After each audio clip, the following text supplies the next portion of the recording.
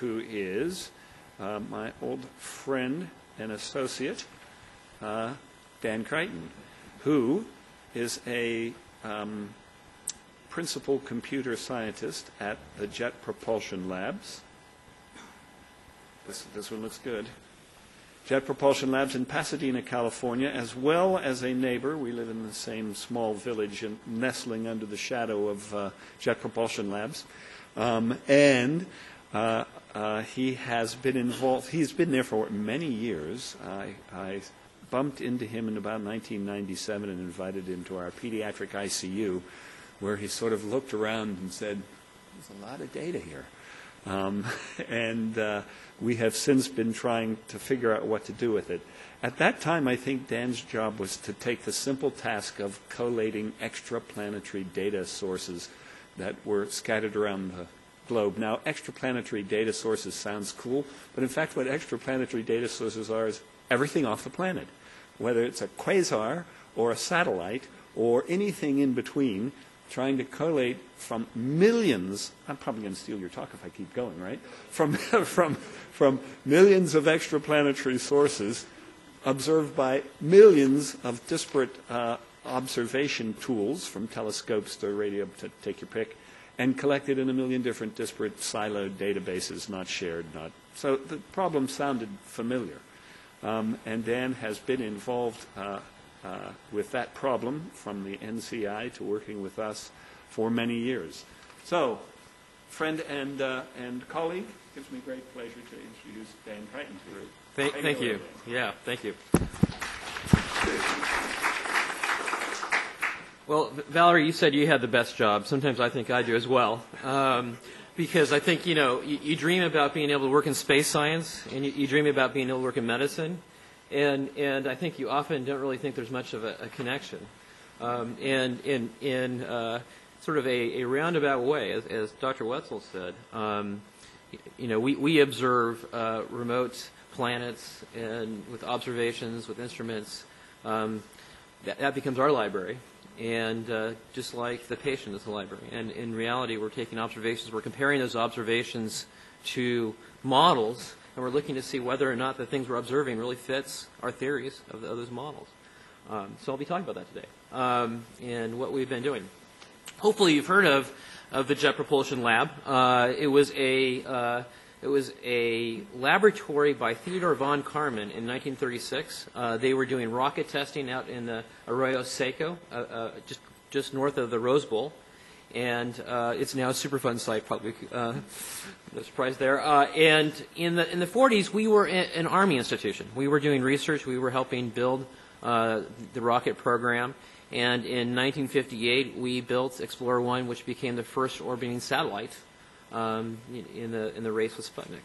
At that time, our director had the fortuitous insight to realize that building rockets was probably not in the future of JPL, even though we're named that way. And so we began to build the instruments and the payloads and all the systems that really supported observation of the science. And we became NASA's first installation site. But we were part of Caltech. So Caltech actually manages JPL as a federally funded research and development center for NASA. And so we end up being a research lab that does a wide variety of research. More recent events have been in areas of Mars exploration. So you're certainly familiar with our rovers we have. We're sending another pair of rovers, which are basically a Volkswagen-size rover at the end of the year. So we're all anticipating that and also nervous about that as well, because it's going to be a very complex entry, descent, and landing on Mars. And then we've got a number of activities that also go on in astrophysics and earth science. Just to give you a sense of where we are right now, we've got 19 spacecraft that are touring our solar system.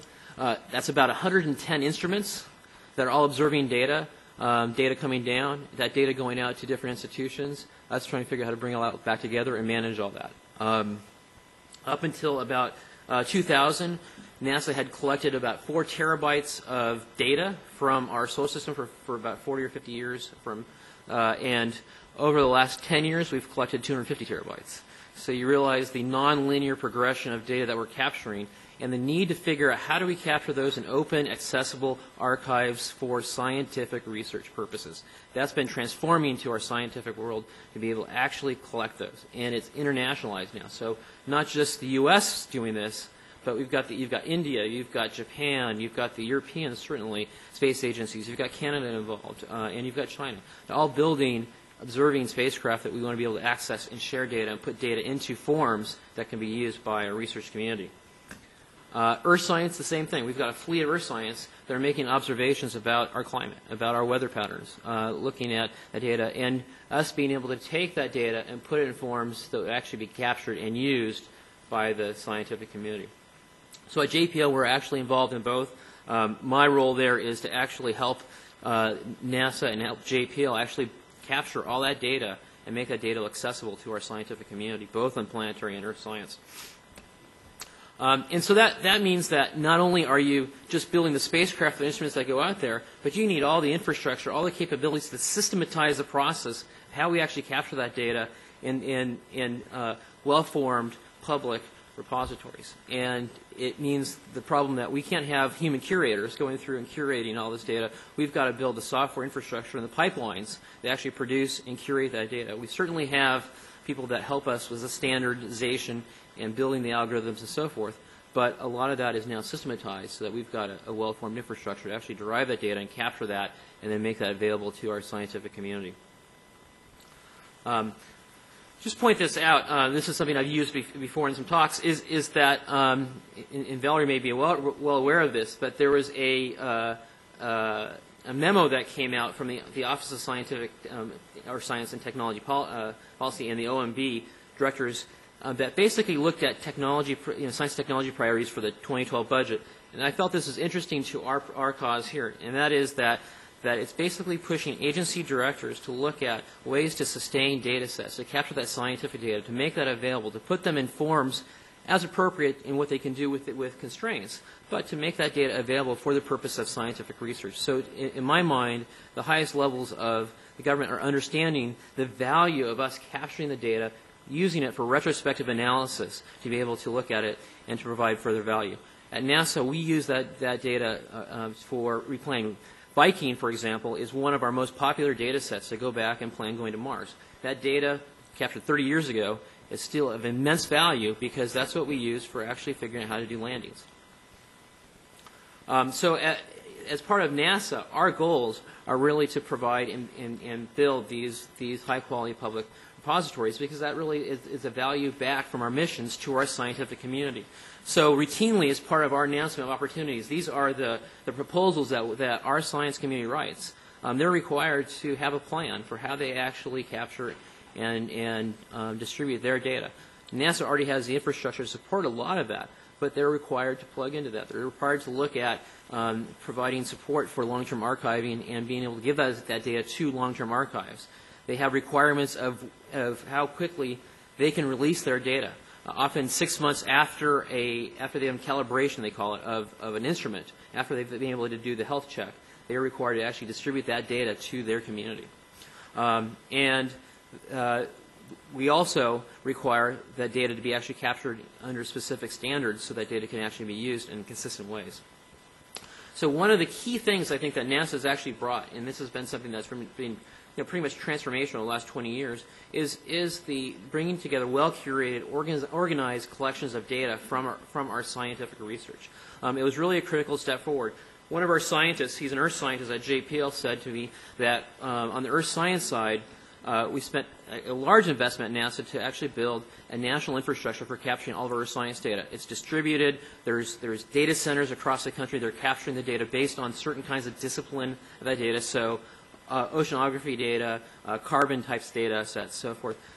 What he said to me is that the major legacy that they have left is public access to the data and standards for how to actually work with that data. From there, we can build all the analysis. We can pull the data out. We can start to build the infrastructure now, which is where we're going to say, how do we connect our observations all the way out now to do our analysis? And even though the data is distributed, how do we build the infrastructure to pull that data together and perform that integrated analysis of the distributed data sets?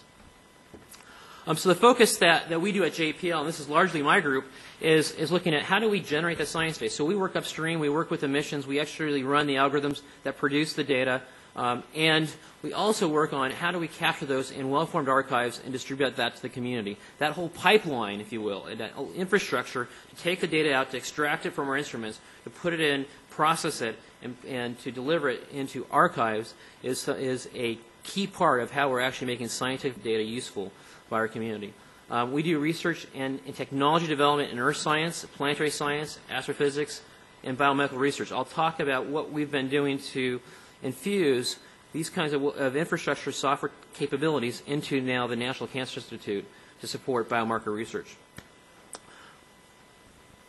JPL has a long history of doing this. As I mentioned, we build the automated pipelines. This is the heart of how we're actually producing the data. So we end up working with the ground, what we call the ground systems, those receiving stations that actually get the data from our satellites and our deep space spacecraft, pull the instrument data out, and then produce it. In my mind, in many ways, it's thinking about how do you have, whether you're observing that little patient on the bedside or you're observing a planet, you have instruments that are taking measurements, maybe imaging, maybe what we would call time series data, so forth, and then you're putting that in forms and figuring out how do we actually create products, data sets out of that are useful for the community, and then the technologies around how we actually produce that. One of the things that emerged at JPL to actually support this was image processing. Back in the 1960s, JPL was one of the centers that actually worked on digital image processing because we had to put those instruments onto our spacecraft. And so and often in strange ways, we end up pushing the envelope because we need these kinds of technologies to support and advance the forefront of the technology so that we can do the exploration of the solar system. The other thing that really happens, and we run into this a lot, and people, I think, appreciate this, is that as we work with the scientific community, we often don't know what we're looking for. And we find this a lot. So if we build really, really rigid systems, the problem is that we'll have a scientist come along. I was at a planetary science meeting on Monday and Tuesday, and we debated, do you guys really understand our problem? You're building a system, and the answer is yes. We've got to deal with the agility to be able to plan for unexpected kinds of scientific investigations downstream. We don't know what kind of parameters we want to correlate. We don't know what we might find in the data, and so we've got to provide ways to support that. For us, what we have seen in doing this is that we have systems that have largely fallen into two categories. Those systems which are taking the observational data and trying to create these products, and those systems that are now taking those products and putting them in forms to build national infrastructures that can support scientific research. What we're trying to do is get away from the silo organizations of capturing data and figure out how do we pull all that data together and build these national networks, because the power is linking data from multiple observation points and then being able to correlate that and increase the study power we have with our data. So at JPL, we took a step back when I met Dr. Wetzel about 10 years ago. We were really starting to head down this direction, and I had convinced NASA headquarters to give us some funding to think about this problem. They had been involved in the siloed organization of funding each data management system, and rather than stepping back and saying, hey, are there ways we can think a little bit more about the architecture, how we build these systems, about building software that can be reused, and thinking about those kinds of capabilities. And so our focus has been how do we think about the patterns and the principles of building systems so that we can reapply software technologies and these approaches to various domains. So tomorrow you'll hear about a talk that we've been doing at the VPICU where we've taken the exact same set of software that builds these pipelines for planetary and earth science, and we've now applied it at the VPICU to address this part of this NLM grant, to pull the data out of databases they have here at Children's Hospital, systematize the process, and build data sets that can actually be used for public research and investigation. So Andrew Hart's going to talk about that tomorrow and talk about some of those principles. One of the things that we have been led down the path on is not only building these kind of capabilities, but recognizing that we should give those back to open source, because if we can take software and provide software as capabilities to build this national infrastructure as open source, it's going to have momentum behind it. Just like public access to data, we want to see public and open access to software. I don't mean to completely show up an engineering picture on you guys, but I'll explain why I put it up there. And because you see here, you see the you see our observational instruments. Our observational instruments are basically just going through a network, much like you'd have maybe a monitor on a patient. That is then going in. The data is being processed down from our spacecraft and then being put into public archives. Those archives are then being analyzed by our community and distributed to then the public at large, public research community, as well as teams that do investigation for decision support, effectively to recommand our spacecraft and tell it, gee, you ought to now look at this. And so it's a closed loop process where we're going through, we're learning, and then we're improving the kinds of investigations we want to do. Our belief is that this kind of pattern exists across science, and that the challenges we have in informatics are pretty common. You've got challenges in data processing. How do we process the data? What are the algorithms we need? How do we put the data into forms that can be used? We develop algorithms for that. We develop ontologies, models, ways to represent and tag our data so that you can actually search for it and understand it. We work on issues of provenance. Where did the data come from? How was it produced? What were the conditions in which it was produced in? What was the calibration of the instruments? How is that data formatted so it can be used in popular tools? How do we preserve it long term? That's another question, because we've got to sustain our data sets for 50 years. And we want to put data into robust structures, but we can't predict what 50 years is going to look like. So we've got to work on system architectures that can take data, reformat it, and give it out to people in forms that are useful there.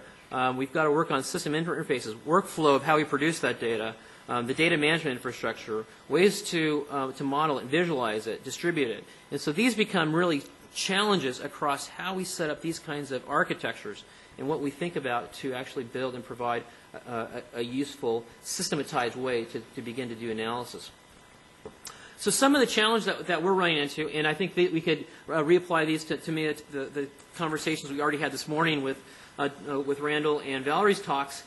First, we've got increasing data volumes. I mentioned the growth in the last 10 years from 4 terabytes to 250 terabytes of planetary data. Earth has moved to about 4 petabytes. We've got upcoming astrophysics missions which are going to produce a terabyte a minute from some of their observational capabilities.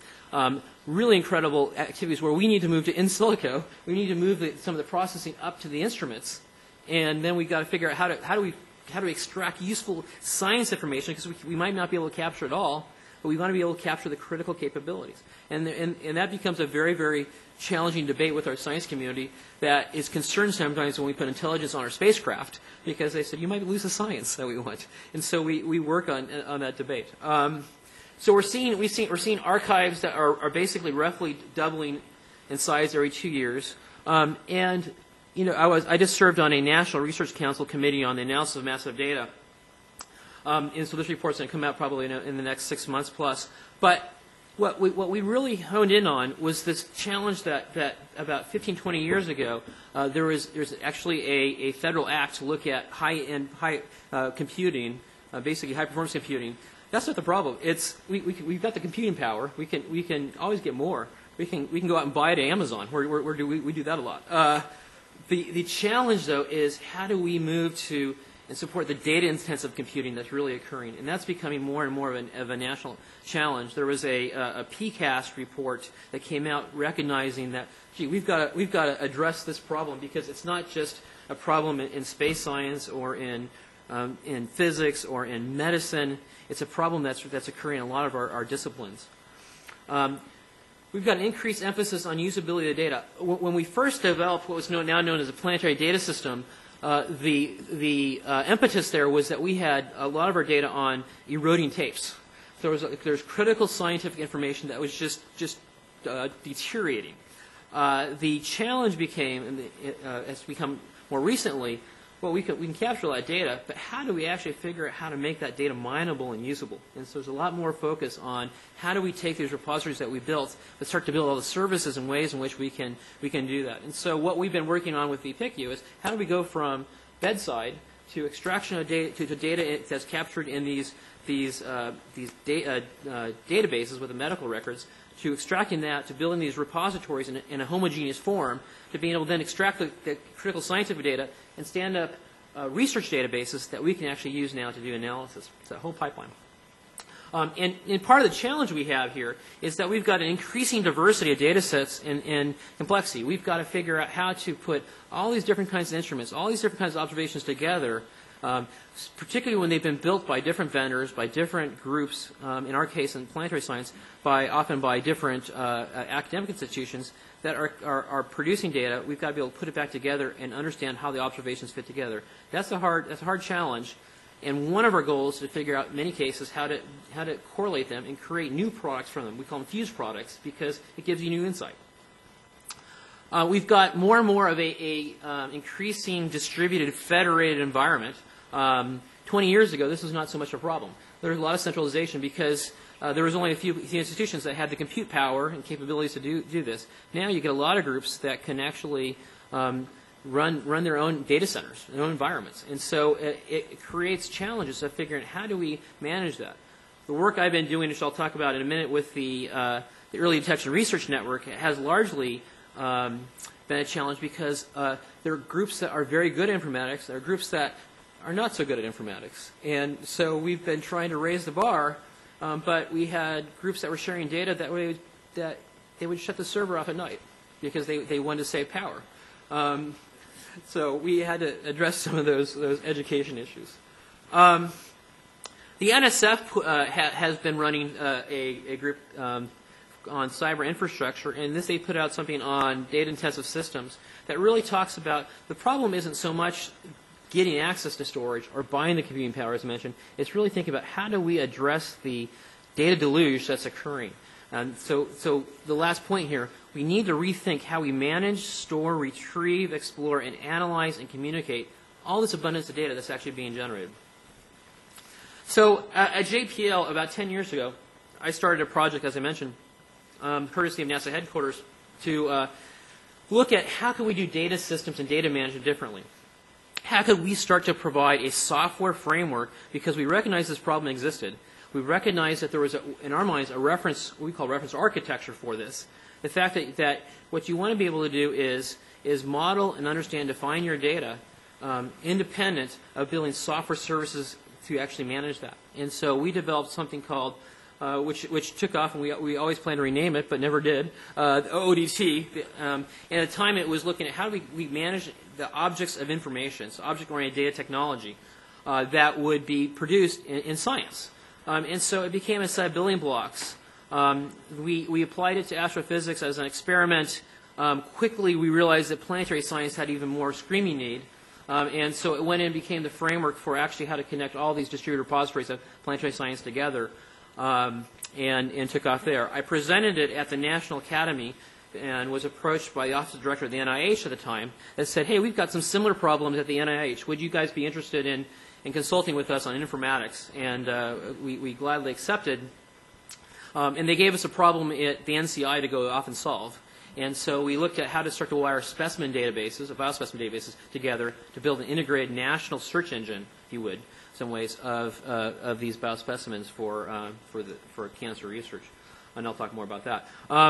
This last year, we were very pleased. We're starting to work with the Apache Software Foundation, and we felt that they really didn't have these frameworks at Apache for science. And so the Apache Software Foundation did an incubator project with us. The incubator was successful. We built a community, and this became a full-fledged project at the Apache Software Foundation, which you'll hear more about. But it's basically the premier open source foundation, provides project management of this, and so it's become the first NASA project to ever be accepted into Apache. It won runner-up for NASA Software of the Year back in 2003, and so we've got it being used on a number of projects now, including the virtual pediatric intensive care unit here at Children's Hospital. This picture is just to show, you don't have to read this, I know it's very small, but showing the fact that all these are pipelines. So in planetary, we have pipelines that are systematizing the collection of data. We've got that going on Earth. This is our cancer research example where we have laboratories that have instruments. Those instruments, mass spectrometers, are producing data. They're going through, they're processing that. And we're actually working to publish those data sets now to science data warehouses in consistent, compatible formats so that we can actually be able to then hand it out for research. that builds the databases, and then the question is, how do you connect them together? So this is the planetary data system. Up here, it's a system that has 8 different distributed nodes across the country.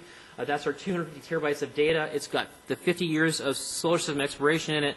And so I'm responsible to build the engineering infrastructure for that. It's evolved to an international organization as well. These things are highly distributed. They're federated. And scientists expect to be able to go in and pull all that data together and be able to access it. We've got similar things going on in climate research we're involved in Earth observations, and cancer research. And so you see the fact that we don't exist in a siloed world. We exist as a national infrastructure. And even I think some of the discussions on the EU involvement and so forth already is the fact that we exist even internationally. And there's challenges of what we can and can't do in those kinds of collaborations, but we really are breaking out of our own institutional walls.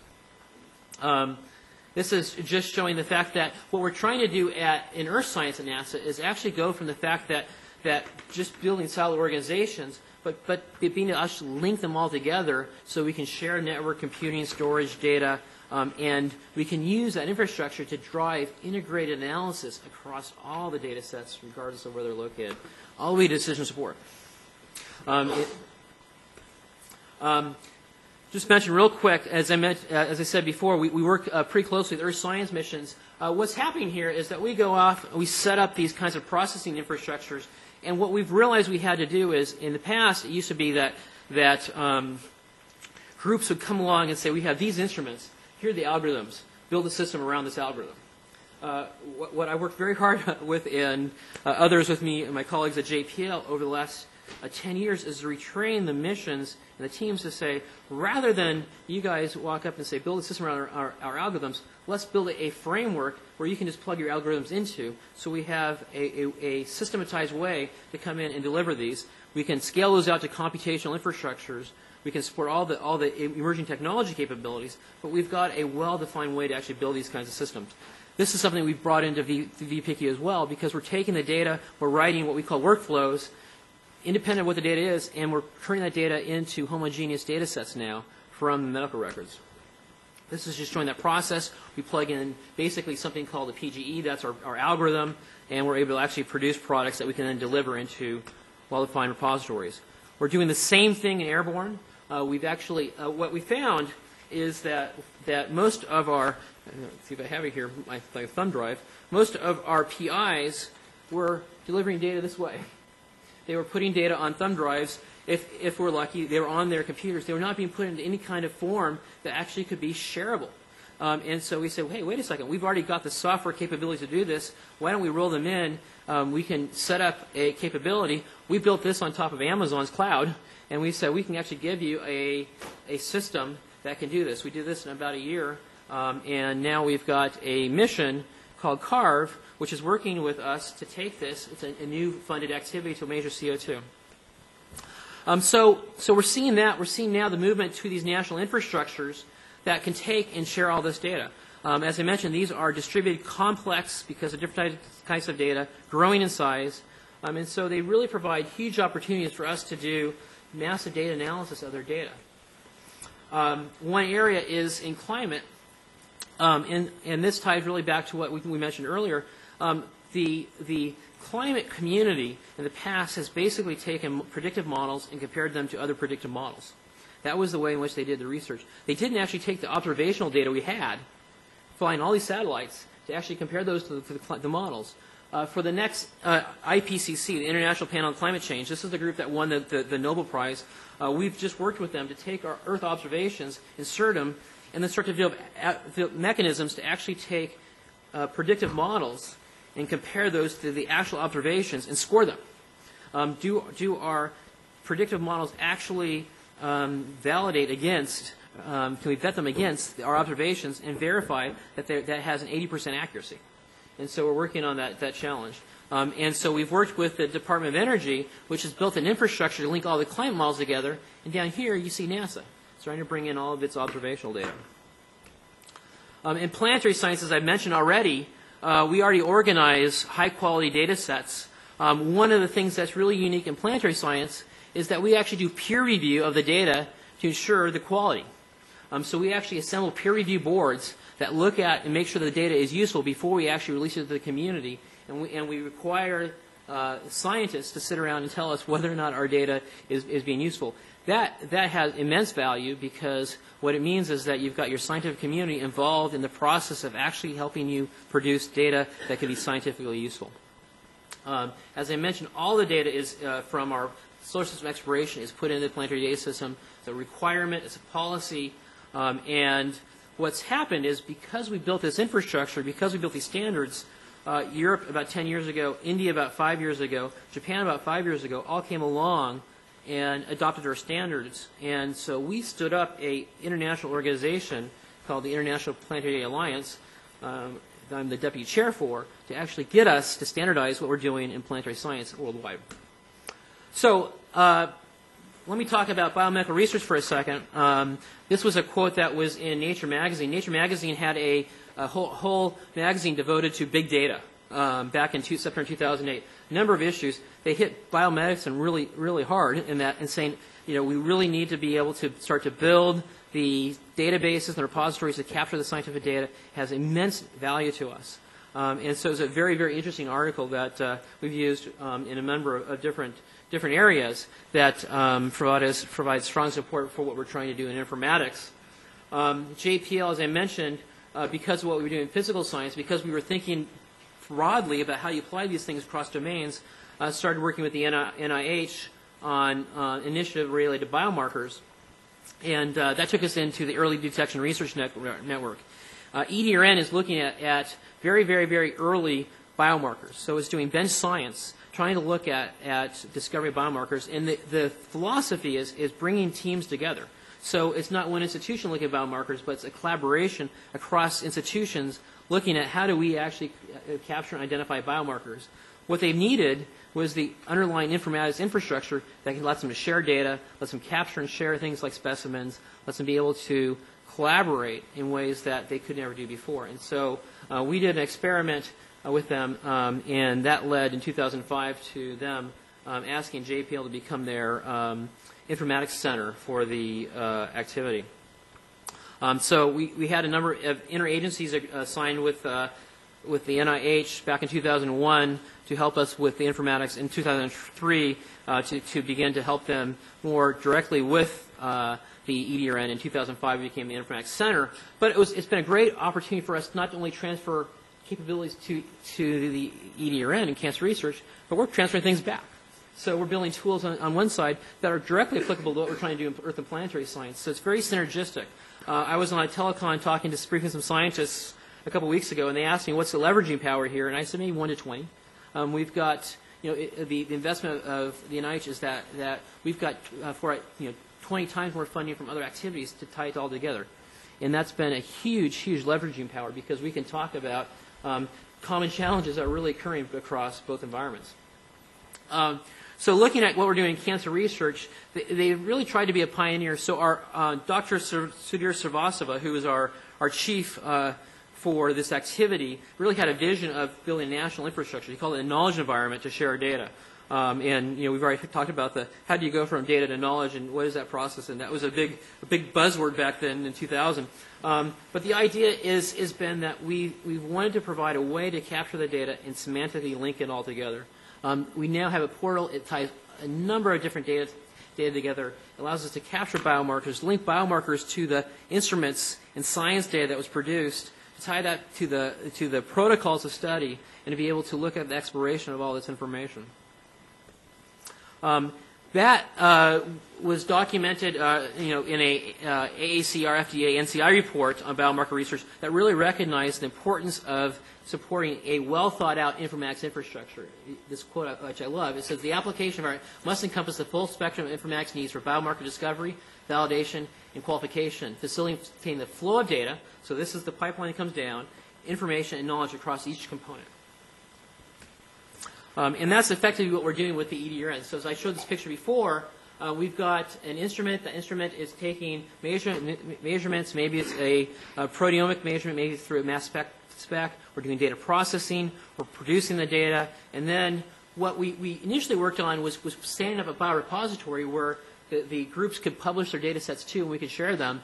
We're now moving back and saying, in addition to doing this, why not build a software framework that can support that as well? Because if we can do that in a well-formed, systematized way with the massive amounts of big data being produced, we can automate that pipeline as much as possible and work on production and capture that data.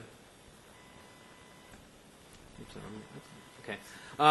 So the other key thing, and this is really where we started with the EDRN, is that we built a infrastructure for sharing data. This was a, let's see if it starts to show up. We basically went into institutions. We took our ODT software that I mentioned.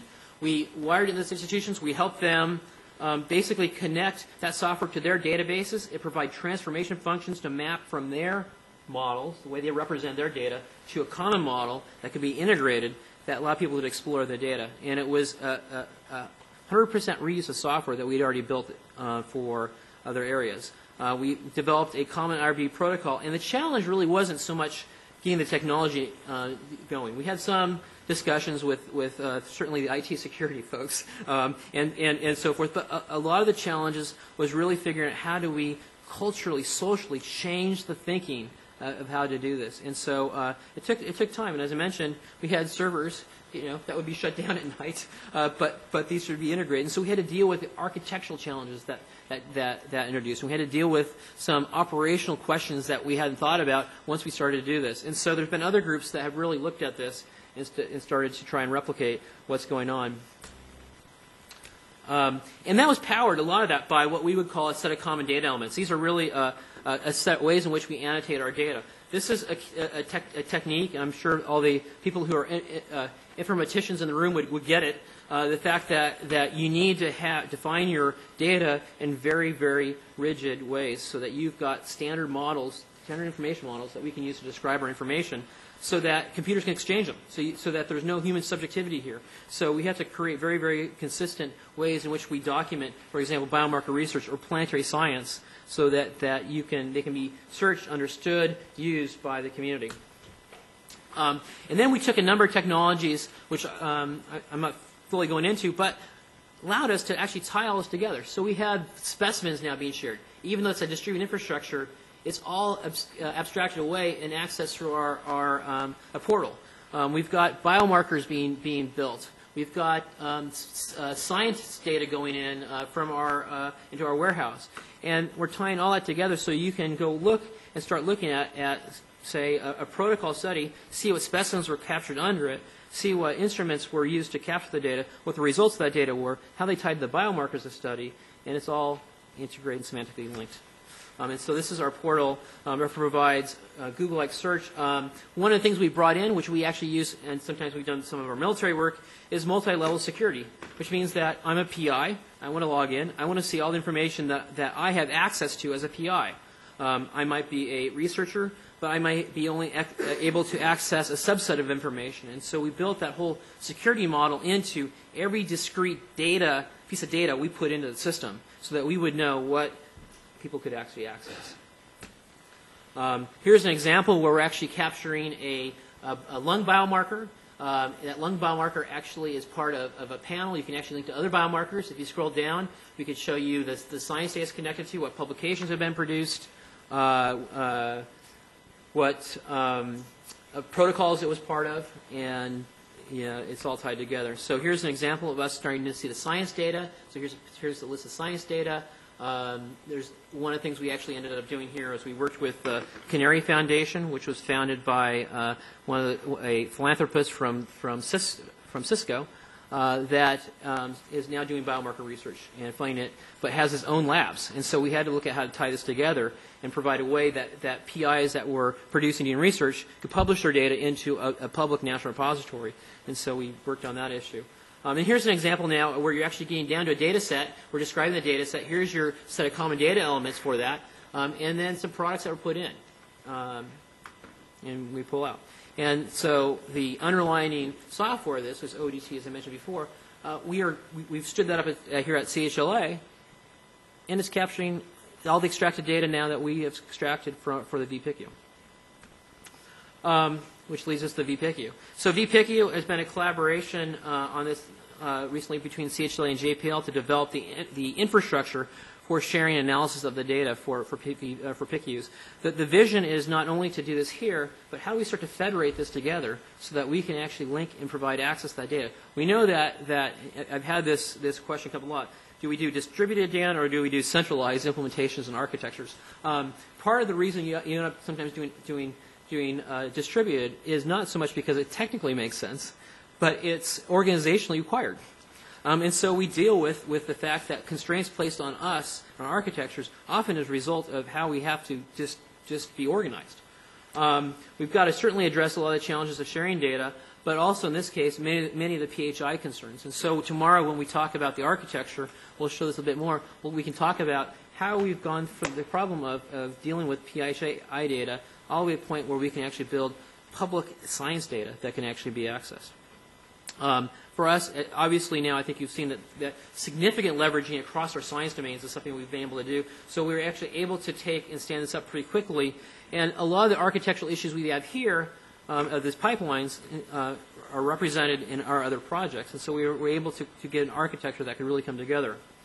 I think a lot of this progress has happened recently. Randall said he and I have been collaborating for a long time, but thanks to the NLM grant, we've been really able to make some significant progress that we think is transformational. And we just published a paper for the IEEE CVMS conference on the architecture. This is just a picture that I'll show real quickly. We've got our PICU databases that we're extracting data, we're mapping it to a common ontology, and we're building a warehouse of homogeneous data products. This is PHI data. This is data that's being put in. It's not accessible. It's a one-way write, and it's a one-way push. So nobody's actually going in there. What we're doing is writing agents that go in and push data out and then build research databases. So if we have somebody that's interested in looking at certain kinds of parameters, what we're doing is writing extractions that allow us to build databases for those parameters. And then we're serving those through then eventually a portal, but also public access so that we can actually start to federate together other PICUs. And so the vision here is not only to do this at CHLA, but be able to provide this as a packaged software environment that we could go off and deposit at other institutions and be able to tie and link it together. Government Health IT picked this up about a year ago and wrote an article, a very nice article about it, talking about pediatric health in a space odyssey, obviously because some of the connections with what we do. And I know running a little short in time, so let me just talk real quickly about our lessons learned. I wanted to leave us with this because I think we've learned a lot from working across planetary science, earth science, biomedicine. And one of the things is that a well-thought-out end-to-end data system architecture is critical. You'll see a poster out in the quad talking about how we've really thought this out. And one of the things that I've discovered in having to have viable infrastructures and data is the fact that you can't tightly couple your data to the technology. Technology is going to evolve. It's going to have a different life cycle of how quickly technology goes through. And so we've had to architect the data aspects of our systems independent of the technology aspects. And we've gone through 4 or 5 from planetary science, 4 or 5 systems independent of the data that we actually produced. One of the things that we've realized is get the data system architects, computer scientists guys, working as early as possible to help plan these things out. For us, open source strategy is really important for driving collaboration, particularly when you can go outside your institutional walls. People are much more willing to think about how do we run this if they don't have to pay high licensing fees, and they can collaborate and understand how to use the software. For us, we not only work on the operational side, but we do technology investigations as well. And so we write papers. We work with the NSF. We work with the NIH. We work with NASA. We are involved in all the research calls. And so several people in my group are PIs on their own proposals. And then setting up cross-disciplinary teams. We can't have the computer scientists working in a silo. We can't have the scientists trying to figure out solve problems. We've got to figure out how to build these cross-disciplinary teams. And so we need to get the scientists and the engineers talking. And as I think I mentioned earlier, downstream science needs aren't always understood. So we've got to plan for change. We've got to recognize that there's an opportunity out there that we don't always exactly know how we're going to get to. How do we do system support? What are the decisions we want to make? Do we even know what those decisions are by the time we start to stand this up? And so we've got to plan for understanding that. So as strange as it may be, these are 2 observational environments. but they're highly related. You've got a world here where we're measuring the environment on Mars, and we've got a world here where we're measuring the small infant, all wired to instruments. Numbers of instruments here, numbers of instruments here. How do we pull that instrument data out in systematized ways to set it up for us to do analysis?